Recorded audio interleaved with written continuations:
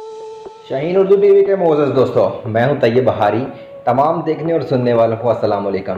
तो वीडियो शुरू करने से पहले अपने नए आने वाले दोस्तों से गुजारिश है कि हमारे चैनल को ज़रूर सब्सक्राइब कीजिए। नाज़रीन, चलते हैं वीडियो की जानब। एक ऊँट और एक गिद्दड़ में गहरी दोस्ती थी। दोनों हर वक्त साथ साथ रहने और खाने का प्रोग्राम भी साथ साथ निभाते। एक दिन उन्होंने खरबूजा खाने का प्रोग्राम बनाया। खरबूजे का खेत दरिया के दूसरी तरफ था।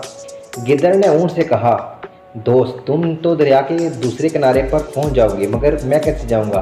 ऊँट ने जवाब दिया, फिक्र ना करो, मैं तुम्हें अपनी पीठ पर बैठाकर दूसरी तरफ ले जाऊंगा।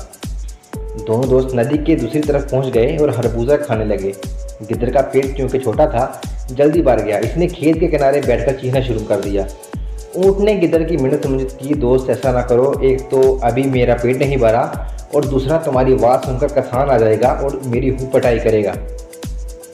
मगर गिद्दड़ ना माना और कहने लगा, मैं आदत से मजबूर हूँ, अगर मैं खाना खाने के बाद ना चीखूँ तो पेट में दर्द होना शुरू हो जाता है।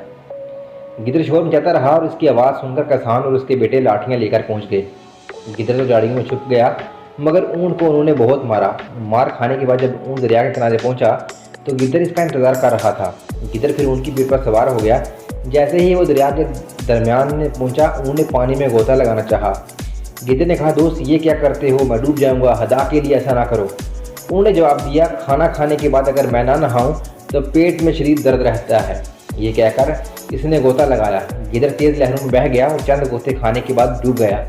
दोस्तों, कभी भी सज़ा के तौर पर बदला भी लेना चाहिए ताकि आइंदा ऐसा ना हो, लेकिन बेहतर यही है कि हमसे बुरा सलूक करें, हम उससे अच्छे तौर पर पेश आएँ।